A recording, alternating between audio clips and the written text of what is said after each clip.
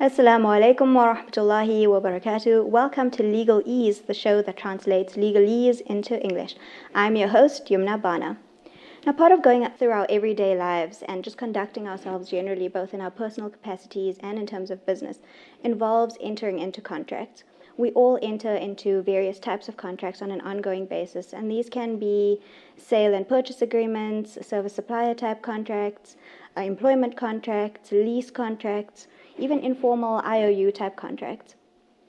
We know as legal people that seeing a written legal document can be quite confusing and daunting for the average person. It's filled with legal terminologies and clauses that you might not understand how to deal with or what they mean. So what we are exploring today is just the different types of contracts that are legally recognized within our judicial system, as well as the common clauses and principles that you can see in contracts and what they mean. With me in studio to help interpret and break contracts down into a simple, understandable body of knowledge is Aslam Moosajee. Aslam is a director at Norton Attorneys. He has over 15 years of experience, and he predominantly deals with commercial litigation. Aslam, assalamu alaikum wa rahmatullahi wa barakatuh, and welcome to the show. Wa alaikum salam. Aslam, let's start off by looking in its most basic form. What is a contract? A contract is generally an agreement that is concluded between two or more people. And what would often happen is one person would make an offer to do something or to deliver something, and the other party or parties would accept that offer, and as part of accepting the offer, generally the offer would stipulate a price at which the delivery of the service of the good is going to take place.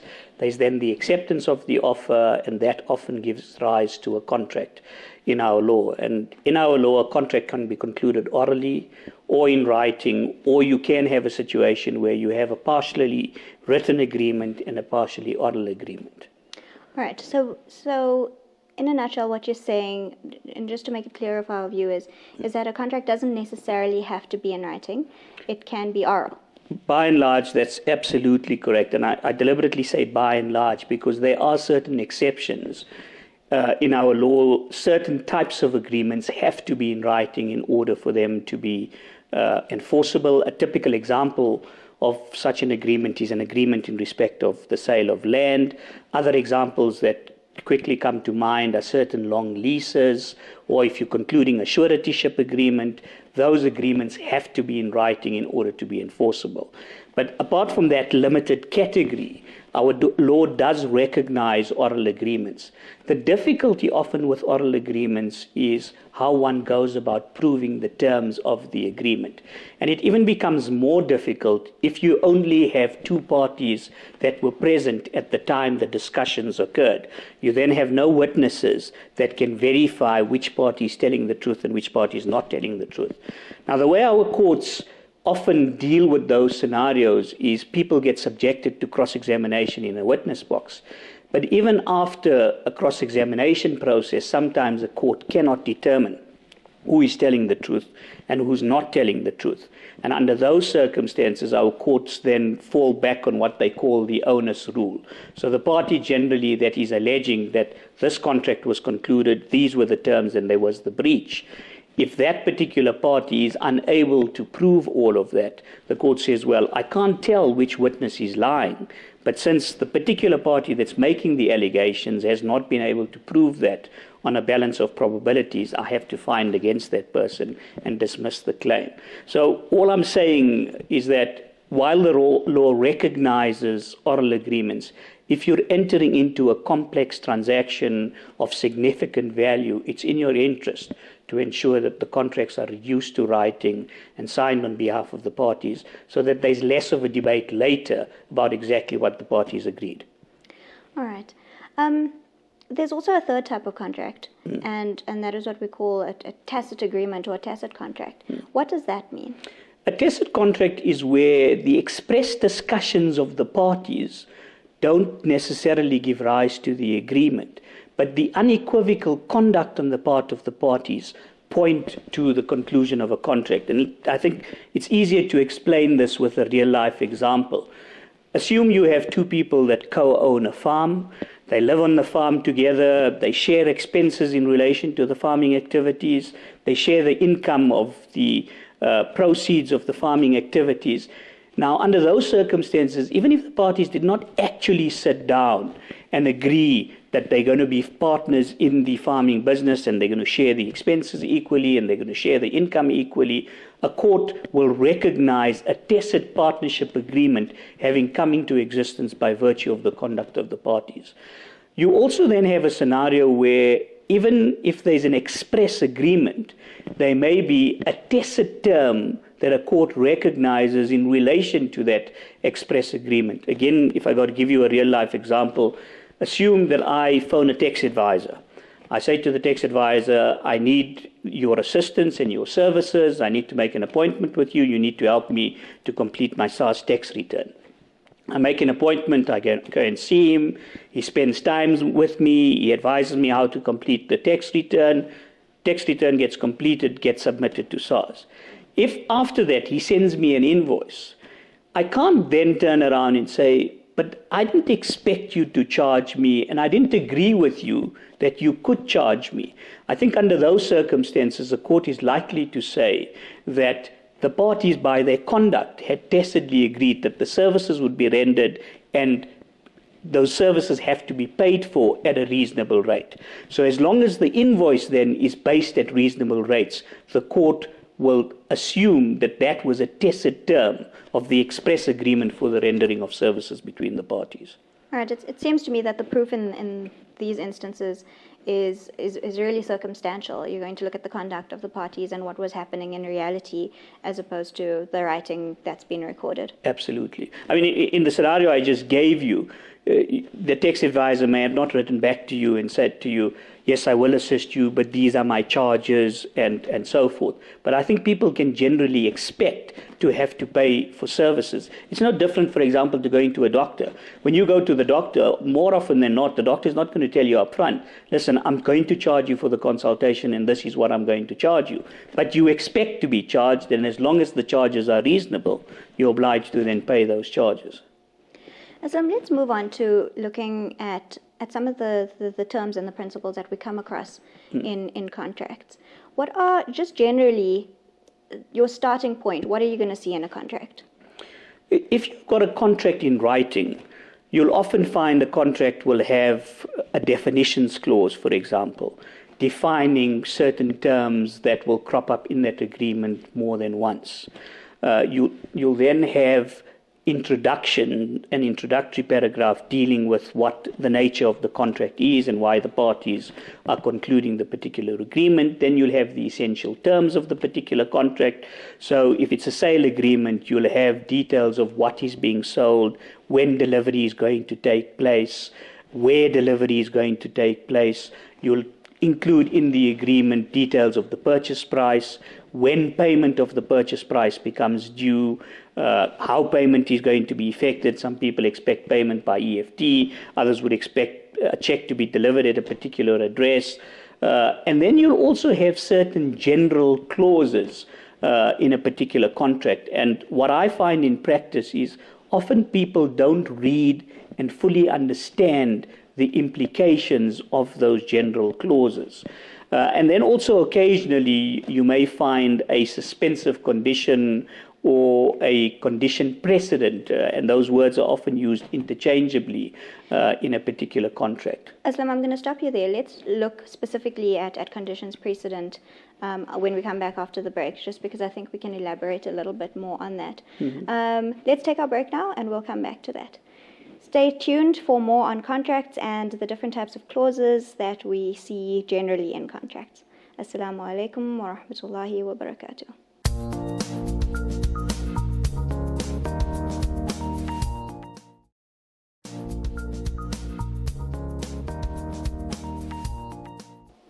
Assalamu alaikum wa rahmatullahi wa barakatuh. Welcome back to Legal Ease. We're talking about contracts today. What we looked at before the break is just the different types of contracts that are recognized within our legal system. And we started looking at the general clauses one can expect to see within a contract and what those mean. With me in studio, I have Aslam Moosajee of Norton Rose. Aslam is a director of Norton Rose, and we're very privileged to have him with us today. Aslam, just before we went to the break, we started talking about conditions precedent or suspensive conditions, and you were going to take us through exactly what that means. And also you mentioned that people don't read contracts carefully enough and maybe don't understand what certain terms and clauses mean, which can impact how that contract then pans out. Let's start with a condition precedent, or sometimes called a suspensive condition. A suspensive condition is a condition that is inserted into the contract, and until and unless that particular condition is fulfilled, the contract is not binding on the parties. Again, I think it's easy to deal with it with reference to a particular example. Let's assume I need to buy a bigger house, but I can't afford the bigger house unless I can sell my existing house. Under those particular circumstances, what I ought to be doing is entering into a written agreement, which includes a suspensive condition, which says that this agreement is subject to the fulfillment of the suspensive condition, that by the end of November this year, I would have sold my existing house for at least R1 million. Now, if by the end of November I've sold my existing house for R1 million, the current agreement then becomes binding and I can go ahead with the sale of the new house. If, however, I run into difficulty and I can't get a buyer for my existing house at R1 million, then the current agreement never comes into existence. I should also say that people have from time to time tried to manipulate these suspensive conditions that are contained in the agreement, and what they try to do is they rush into an agreement without properly thinking about it. They say, there's the suspensive condition there, and if I have a change of heart, I can just make sure that the suspensive condition does not get fulfilled, and therefore the agreement is not binding on me. Now, I've got news for those people as well. It's not that simple in our law. If there is the suspensive condition I gave you in my example, but I don't take steps to actively market my house, perhaps by getting an agent or by me advertising the sale of the house and actually trying to find a buyer, then the seller of the second house can turn around and adopt the position that you have frustrated the fulfillment of that particular condition.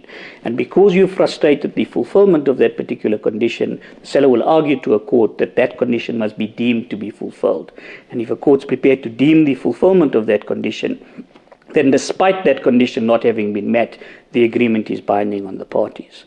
Also, what is relevant to the question of suspensive conditions is those suspensive conditions are more often than not inserted for the benefit of both parties, but just for the benefit of one party. So in the example I gave you, the suspensive condition was inserted for my benefit.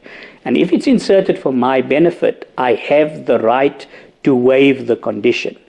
But I have to do that prior to the expiry date. So on my facts I gave you, the due date for the fulfillment of the condition is the 30th of November. I could go back on the 28th of November and say, listen, I've managed to secure funding from an alternative source. I now no longer need to sell my existing house, and I waive fulfillment of the condition which required me to sell my existing house. And under those circumstances, both parties will still be bound by the contract.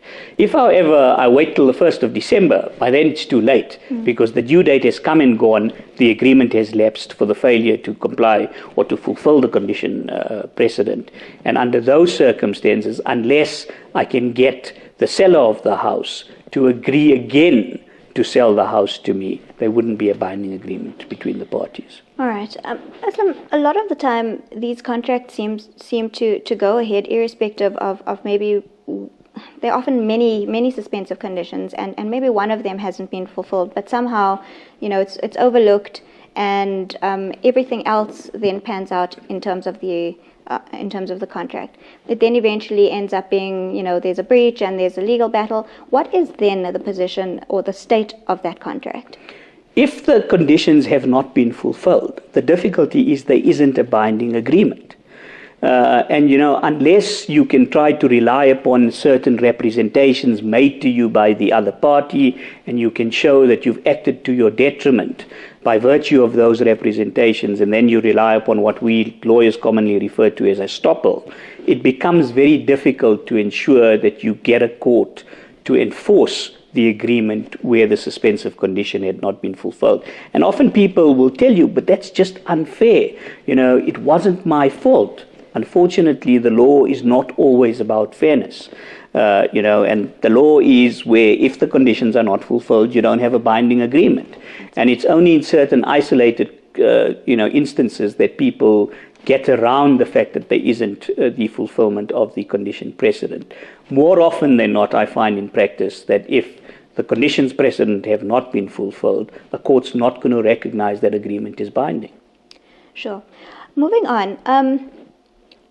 I think a lot of people come across contracts that have already been drafted, either by an attorney or in favor of one of the parties, and they are presented with an agreement to sign. They can look through it. What their power to adjust that is, differs in the circumstances. But what is the danger that a person faces where someone else has drafted an agreement?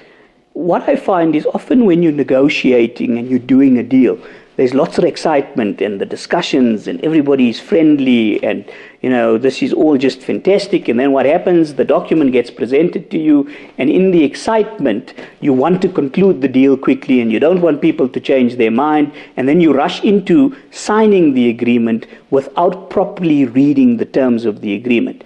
If another party has presented an agreement to you, you should at the very least take a few hours to properly study the terms of that agreement, to make sure that it correctly reflects the intention of the parties. And often, we're all not used to the legalese. If you're entering into a complex transaction or a transaction of significant value, sometimes you're better off going to an expert that specializes in the drafting of contracts and get him to read the agreement with you, to explain the terms of the agreement, and also to explain to him what was important to you that was raised and agreed in the discussions. Because those sort of things, then the attorney can look at the agreement. If he's skilled enough, he's going to be able to tell you, but what you've just told me is not recorded in the agreement. That's not recorded as the intention of the parties. So it's important that you get somebody, if you don't have the necessary skill and experience, to look over the contract with you and to ensure that the contract reflects what was agreed between the parties. It's often too late to try to do damage control once you've already concluded the agreement, and then you say, no, but I didn't read the agreement. Courts don't take too kindly to that sort of approach, and it's often a lot more difficult to get those sort of agreements rectified, to say it doesn't correctly reflect the intention of the parties. Yes, if there's a mistake common to the parties and both parties are honest and they agree that, the courts will allow the rectification of the agreement. But I'm talking of where we live in a world where people often take chances, people are not often honest. You need to be sure that you're reading the contract and it correctly reflects the intention of the parties. The other thing is you need to understand what certain standard terms in a contract mean. And two typical examples that we as lawyers often grapple with in practice is a whole agreement clause or a non-variation clause. Aslam, I'm going to stop you there. Let's take the break and we'll deal with those clauses when we come back. Assalamu alaikum wa rahmatullahi wa barakatuh.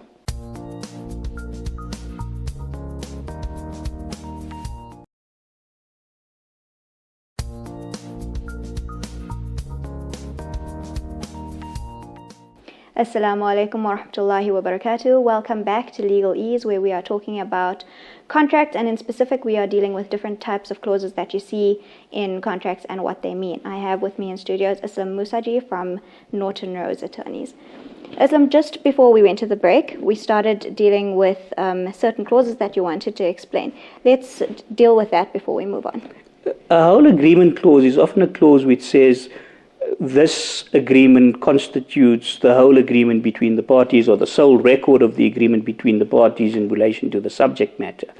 What that effectively means is all that has been agreed has been recorded in the document. So if I go back to my example, I agreed to purchase your motor vehicle for 100,000 Rand. I agree I got to pay you by the end of October, and on the 1st of November, you're going to deliver the motor vehicle to me. We also agree that before I take delivery of the vehicle, you're going to change the tires because it's too old. If the agreement doesn't mention anything about the tires and has the whole agreement clause, and come the 1st of November, you deliver the vehicle to me with old tires, it becomes very difficult for me to then say you've breached the agreement, because the written agreement that I'm relying upon doesn't stipulate an obligation on your part to change the tires, and in fact there's another clause that says that's the whole agreement between the parties.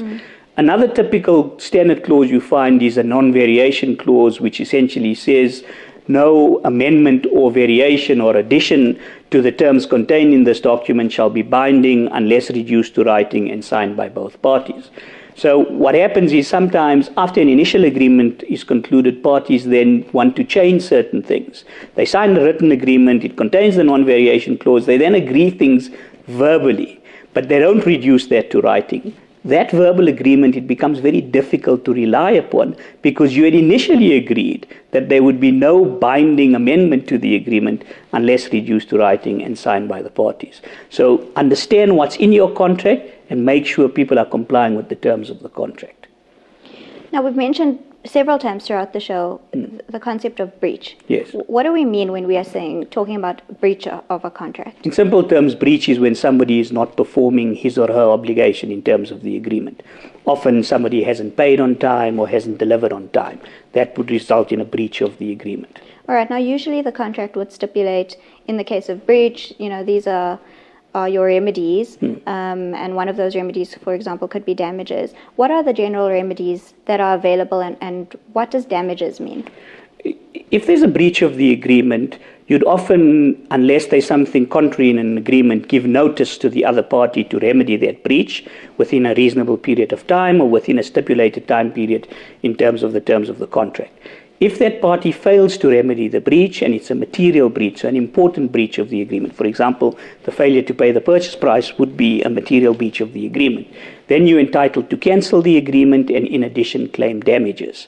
Or what you can do is you can elect to say, I'm not cancelling the agreement, I choose to enforce the agreement, and you claim what us lawyers refer to as specific performance of the agreement. That would effectively be you claiming payment of the purchase price, or you claiming delivery of the vehicle.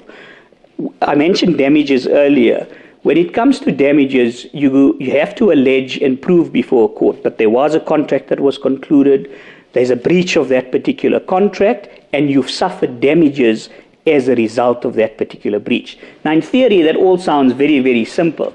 But it's not that simple, because our law also looks at this concept of whether the damages are too remote and asks questions about whether or not those damages flow naturally and generally from the breach, or whether those are damages that were within the contemplation of the parties when the contract was concluded. Now, again, all of that sounds fairly complicated. Let me try to break that down in a simple example. Let's assume I'm a farmer, I got a tractor. My tractor breaks down, I go to somebody and ask him to repair the tractor. He agrees that he'll repair the tractor at 1,000 Rand, and I can collect the tractor on the Monday. I go there on the Monday, he's failed to repair the tractor, he's refusing to do so, and he says, there's your tractor, take it and leave. He's clearly breached his obligations in terms of the agreement. I then have to go to a second repairer. I'm now more desperate. He quotes me 2,000 Rand to repair the tractor. I agree that he can go ahead. He repairs it. It's now cost me 1,000 Rand more than it was originally going to cost me. That's easy. It's easy for me to show that those damages flow naturally or generally from the first repairer's breach. The more complicated question is whether or not, by virtue of the fact that I didn't have the tractor, I couldn't plow the fields and I couldn't earn an income, whether I can claim those damages. Now, those damages can only be claimed if you can show that the first repairer knew that I only had one tractor, that I used the tractor on my farm, and that I needed the tractor to plow the fields, and I was going to suffer a loss of income if I didn't have the tractor by the Monday.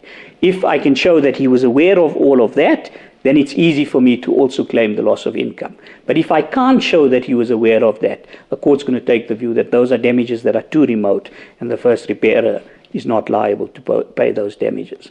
The other issue that complicates the question of damages is the concept of a mitigation of damages.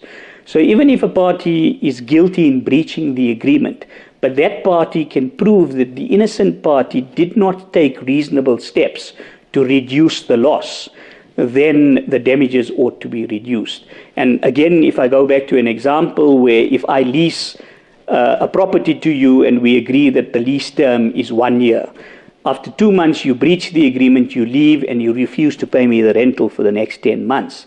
If you can prove that I would have been able to let that property by taking reasonable steps within a month, then a court's not going to give me damages for 10 months, but will restrict my damages to only 1 month because I failed to mitigate my damages. Sure.